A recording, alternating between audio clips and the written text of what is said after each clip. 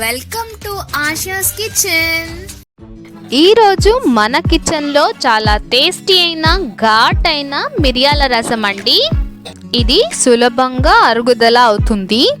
నా స్టైల్లో ఎలా తయారు చేయాలో చూసేద్దాం రండి.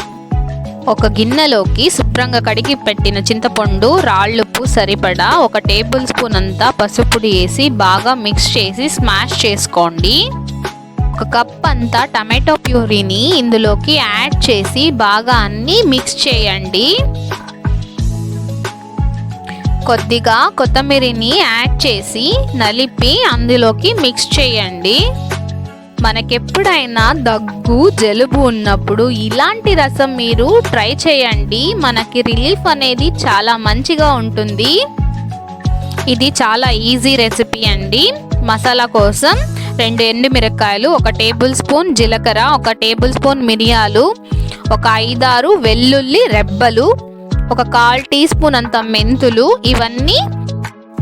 వీటన్ని కచ్చా పచ్చగా దంచి తీసుకోండి. వీడియోలో చూపిస్తున్న విధంగా పాత్రని పెట్టుకోండి. అందులోకి 1 టేబుల్ స్పూన్ అంత ఆయిల్, 1 టేబుల్ స్పూన్ అంత ఆవాలు, కొద్దిగా కరివేపాకు, 2 ఎండుమిరపకాయలు, 2 పచ్చిమిరపకాయలు, కచ్చా పచ్చగా దంచిన మిశ్రమంని ఇందులోకి యాడ్ చేయండి.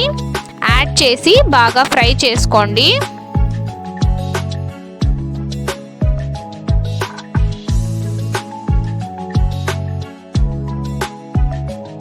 మనము బాగా మిక్స్ చేసిన చింతపండు రసాన్ని ఇందులోకి యాడ్ చేయండి.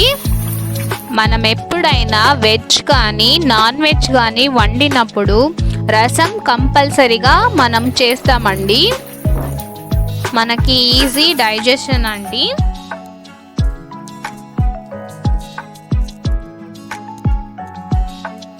గార్నిషింగ్కి కొత్తిమీర కూడా యాడ్ చేయండి.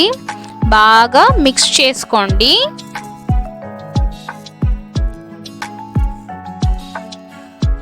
రసము నురగ వచ్చినప్పుడు స్టవ్ అనేది ఆపేసేయండి. వీడియోలో చూపిస్తున్న విధంగా